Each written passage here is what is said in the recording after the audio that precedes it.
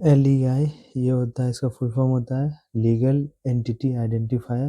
ये जो है सो 20 डिजिट का होता है।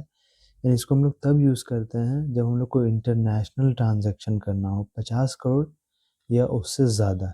ठीक है, तो international transaction 50 crore and above, तो 50 करोड़ या उससे ज़्यादा का अगर ट्रांजैक्शन करना हो तो हम लोग इसी का यूज़ करते हैं, लीगल एंटिटी आइडेंटिफायर का। फिर आ जाता है स्विफ्ट। तो अच्छा, एक स्विस भी होता है, बट वो स्विस आपका जो है सो बैंक होता है, ठीक है, और वो स्विस होता है, ठीक है, और ये स्विफ्ट है, ये दूसरा चीज़ है, वो दूसरा चीज़ है, ठीक है। तो स्विफ्ट का फुल फॉर्म क्या होता है? Society for world wide inter bank financial telecommunication, ठीक है, ये होता है। इसमें जो है सो 8 से 11 डिजिट तक का नंबर होता है। अच्छा, 8 से 11 क्यों, अभी जस्ट पता चल जाएगा। और ये इंटरनेशनल ट्रांजैक्शन के लिए काम आता है। अच्छा, जो यूट्यूब में जो भी यूट्यूबर लोग को पैसा मिलता है उसको भी इसके थ्रू ही मिलता है, यानी ये वाला कोड रहेगा तभी पैसा मिलता है, ठीक है। तो यानी कि जब भी वो लोग को अगर पेमेंट रिसीव करना हो, यानी कि जब वो लोग एडसेंस बनाते हैं उसमें जो है सो वो लोग को पेमेंट लेना रहता है, तो उन लोगों को पहले स्विफ्ट कोड डालना पड़ता है। एक बार मतलब डालना पड़ेगा, तो बैंक में जाइएगा, फिर मिलेगा, एंड देन फिर वो लोग डालेगा, फिर वो लोग का पैसा आना शुरू होगा, ठीक है। एक बार ये प्रोसेस करना पड़ता है, तो यही वाला कोड डालना पड़ता है, ठीक है। तो आप लोगों को याद रहे इसीलिए हम बता दिए, ये कोड डालना पड़ता है। एग्जाम्पल जैसे CNRB लिखा हो रहेगा IN4Z123, तो ये जो बैंक कोड है, किस बैंक में आपको चाहिए, कंट्री का कोड है, इंडिया में चाहिए या जिस भी कंट्री में आप रहते हैं। 4Z ये सिटी कोड रहेगा, एंड ये आ जाएगा आपका ब्रांच कोड। यहाँ पे आप लोग देख रहे होंगे कि ब्रांच कोड में ऑप्शनल लिखा हुआ है। ये इसीलिए है क्योंकि बहुत सारा ऐसा भी कंट्री रहता है जहाँ पे सिर्फ एक ही सिटी रहता है, ठीक है। वहाँ पे जब अब ज़्यादा जब सिटी ही नहीं है, तो फिर ब्रांच उसका जो है सो कहाँ से रहेगा, तो यानी कि या तो बहुत कम सिटी है या फिर उसका कोई और उस बैंक का ब्रांच नहीं है, ठीक है। ऐसा बहुत सारा कंट्रीज़ है, तो इसीलिए ये ऑप्शनल में है। तो अगर इसको अगर एलिमिनेट कर दिया जाए तो ये फिर 8 डिजिट का हो जाता है, और अगर इसको इंक्लूड कर दिया जाए तो ये 11 डिजिट का हो जाता है। हम लोग देखते हैं NEFT। ये है national electronic fund transfer. NEFT तो आप लोगों ने नहीं किया होगा, मैंने भी कुछ खास यूज़ नहीं किया है।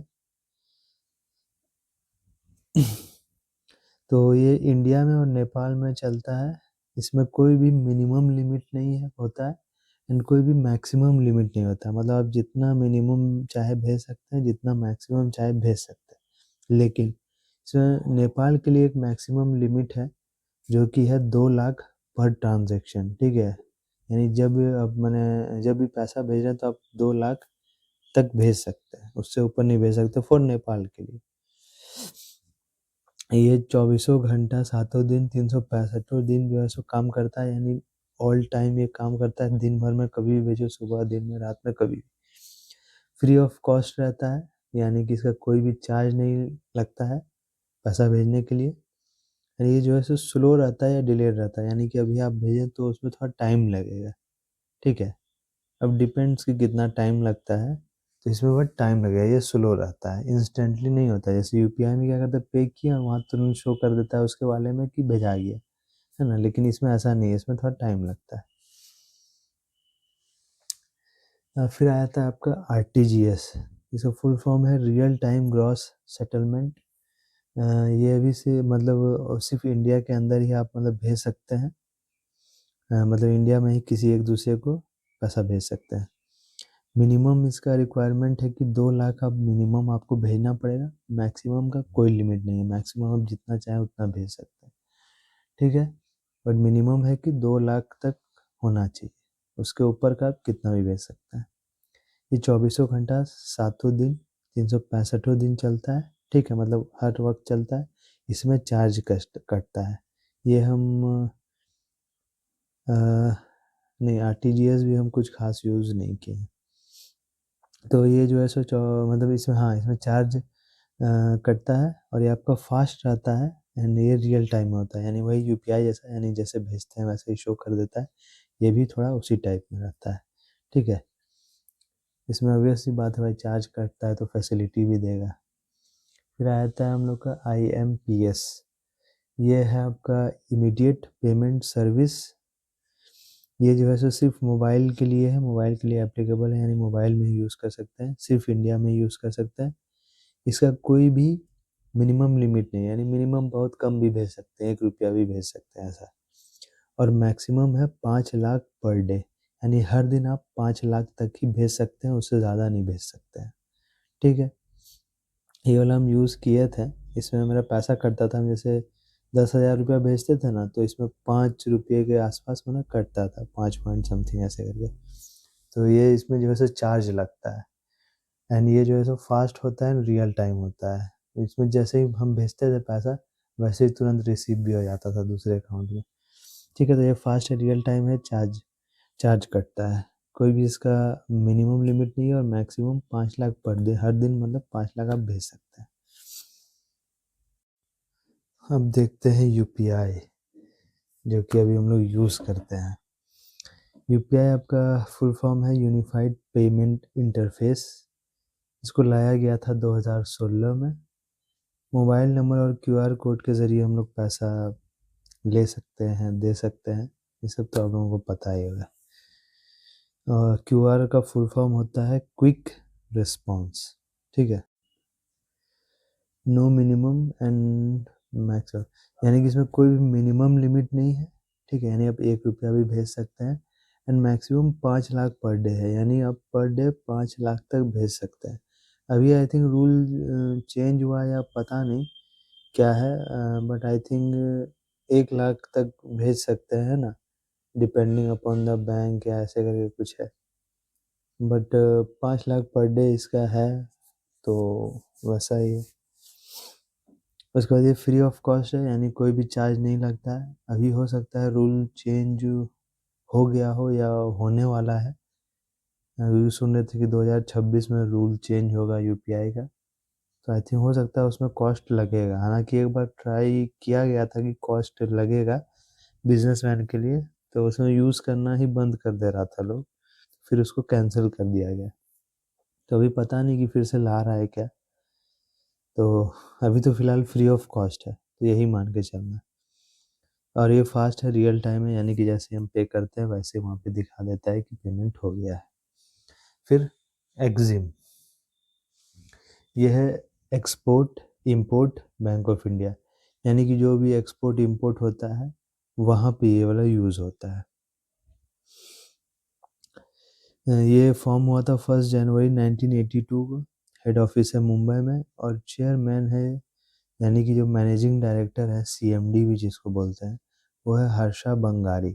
इसका फंक्शन है कि जो भी एक्सपोर्ट इंपोर्ट होता है, या फिर मतलब बाहर देश के साथ, उसको जो है सो फाइनेंस करने का काम इसका है, एक्जिम का, export import bank of India. यानी एक तरह से बैंक, एक तरीके से ये बैंक है, जिसमें कि आप कह सकते हैं कि ये जो है सो बिजनेस करने के लिए हेल्प करता है, फाइनेंस करता है। ठीक है, जैसे हम लोग जाकर के लोन वगैरह लेते हैं ना घर बनाने के लिए, सब करने के लिए, वैसे ही बिजनेस करने के लिए अगर बाहर देश के साथ बिजनेस करना हो तो आप इससे जाकर के लोन ले सकते हैं, वैसा करके, टू फाइनेंस एक्सपोर्ट इंपोर्ट या foreign trade. NHB, second, national housing bank, ये फॉर्म हुआ था 9 जुलाई 1988 को। हेड ऑफिस है न्यू दिल्ली में, और इसका जो CMD है वो है संजय शुक्ला। फंक्शन होता है to finance housing sector of India, or to prepare residence India, यानी हाउसिंग अफोर्डेबल। यानी इसका मतलब ये है, इसका फंक्शन ये है कि ये जो भी मतलब घर वगैरह जो बन रहा है उसको फाइनेंस करने का काम इसका है, नेशनल हाउसिंग बैंक का।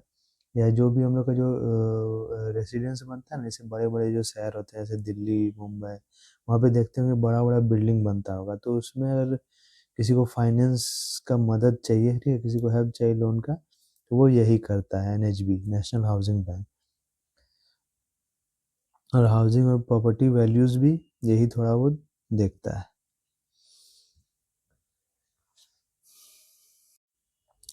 हम लोग अब चलते हैं नेक्स्ट पॉइंट पे, ये नाबार्ड।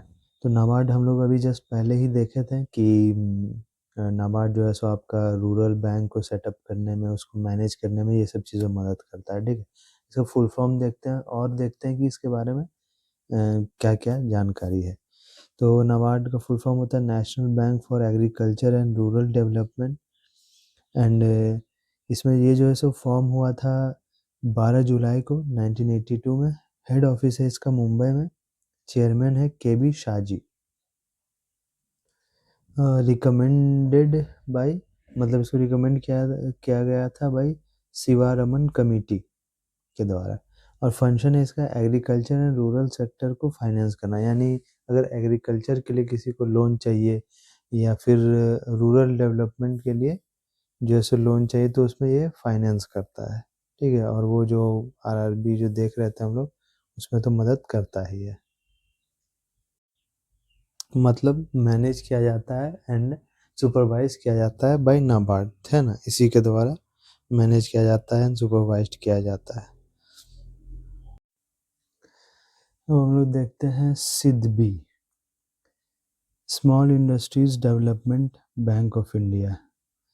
फॉर्म हुआ था 2 अप्रैल 1990 को। हेड ऑफिस है लखनऊ में। चेयरमैन है इसके Manoj Mittal.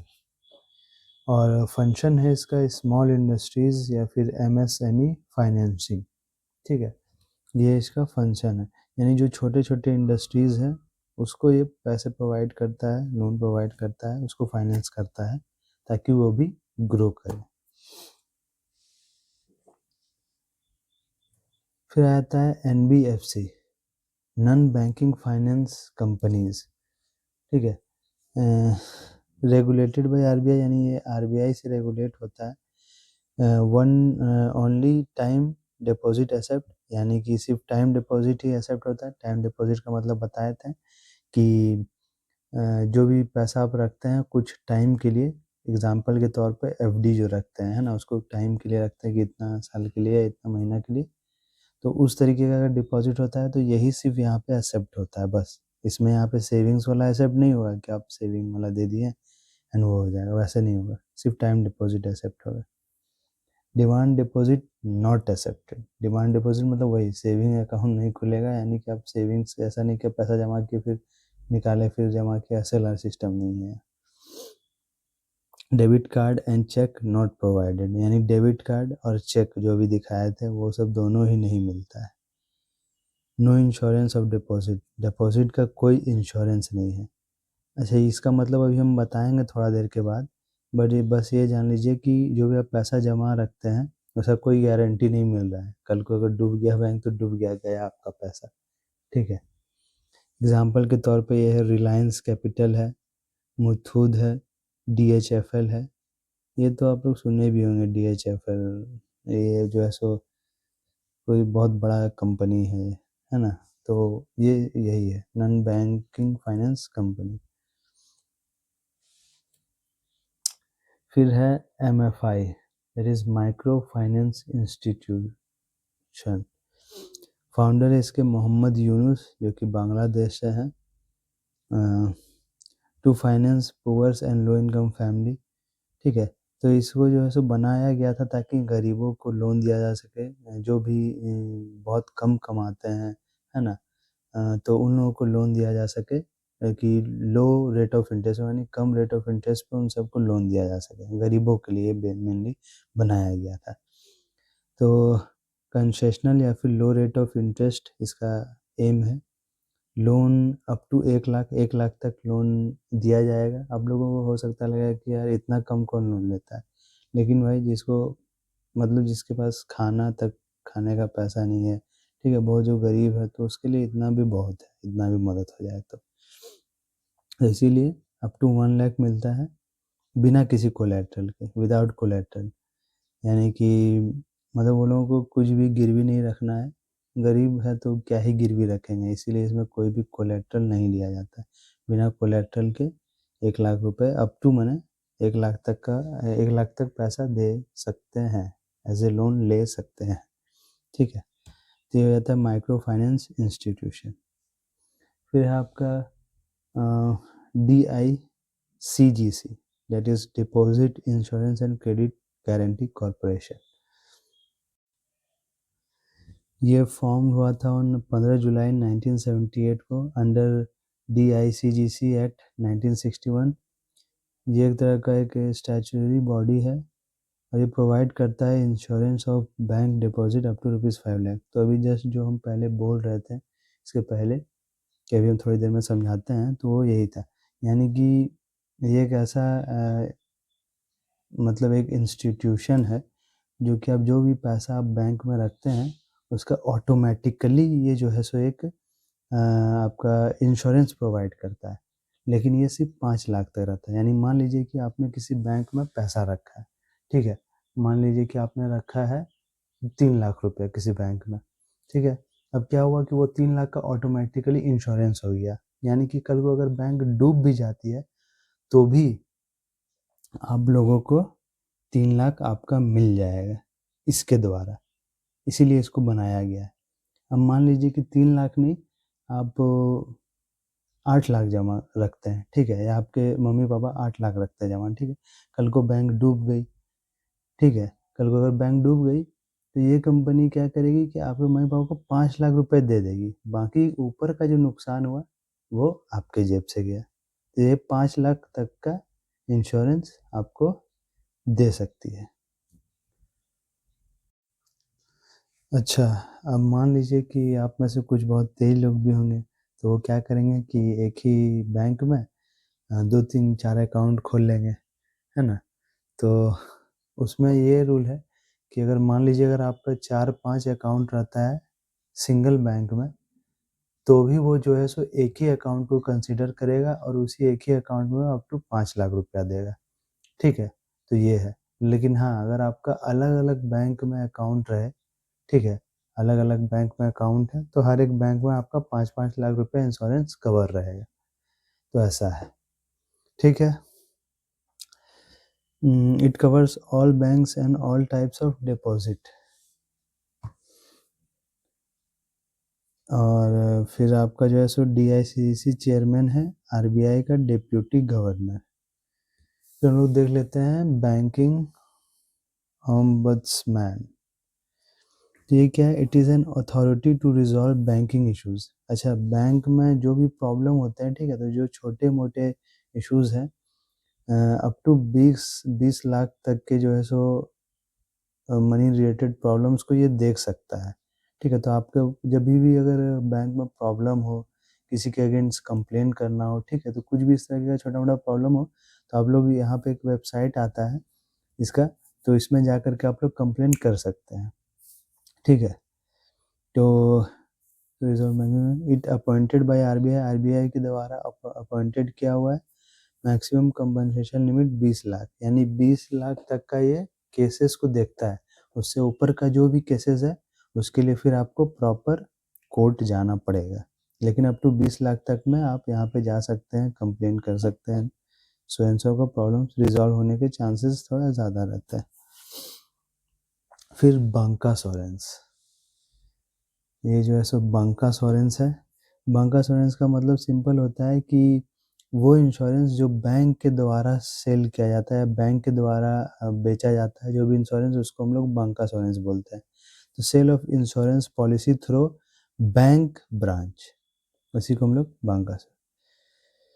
Example ICICI Lombard, ठीक है। तो अभी हम हाल फिलहाल में ही यूट्यूब में एक वीडियो देख रहे थे इसी के थ्रू। तो एक लेडी ने बताया था कि उसमें उन्होंने जो है सो LIC लिया था इसका, और उसके साथ जो है सो फ्रॉड हो गया। तो वो हम वीडियो देख रहे थे तो हमको बड़ा अजीब लगा, और LIC लेने में भी थोड़ा-सा पता नहीं, बहुत कोई को मिलता है, बहुत कोई को नहीं मिलता है। उन्होंने बताया कि इसमें हम हर एक चीज़ को नोटिस किए थे, हर एक चीज़ मतलब सही से पढ़े थे, और फिर हम इस पे अप्लाई किए थे और हमको लगा कि भरोसेमंद है, तो इसीलिए हम इसमें लिए। नाम भी है इसका अच्छा, लेकिन उसके बावजूद भी फ्रॉड हो गया उनके साथ। तो खैर वो तो दूसरी बात है। तो ये एक एग्ज़ाम्पल है। अब हम लोग आते हैं KYC। इसके बारे में तो आप लोग जानते ही होंगे। तो इसका फुल फॉर्म है नो योर कस्टमर।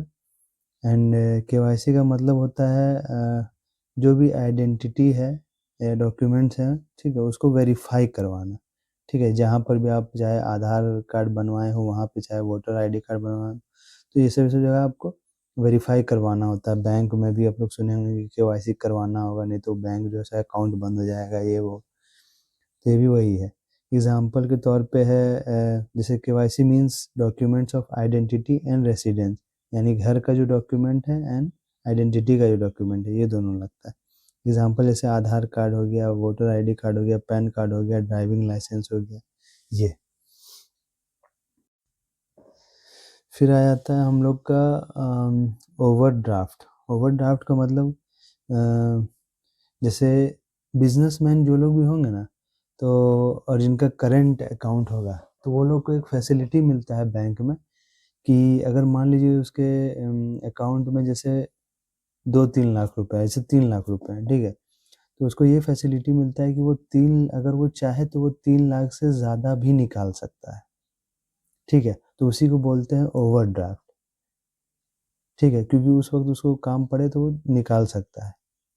तो विड्रॉवल एक्सेस या फिर मोर देन अवेलेबल बैलेंस, यानी अवेलेबल है 3 लाख रुपया, एग्जाम्पल के तौर पे 3 लाख रुपया अवेलेबल है, लेकिन निकाल सकता है 3 लाख से ज़्यादा, उसी को बोलते हैं ओवरड्राफ्ट। फिर आ जाता है कोलैटरल। कोलैटरल का मतलब होता है इसका मतलब तो ऐसे समझा चुके हैं बहुत बार, पर फिर एक बार और समझा देते हैं। कोलैटरल का मतलब होता है वो जो सिक्योरिटी या गारंटी हम लोग रखते हैं अगेंस्ट ए लोन, यानी जो भी हम लोग लोन ले रहे हैं तो उसके अगेंस्ट में जो भी गिरवी रखते हैं, चाहे वो ज़मीन का कागज़ हो, चाहे वो आपका सोना चांदी हो, चाहे आपका एफडी में लगाया हुआ पैसा हो, या फिर कुछ भी हम लोग अगर गिरवी रख रहे हैं तो उसी को हम लोग बोलते हैं कोलैटरल। इसके बदले ये चीज़ रखे हैं। आज के लिए रखते हैं इतना ही और लेक्चर करते हैं बंद और मिलते हैं कल। बाय।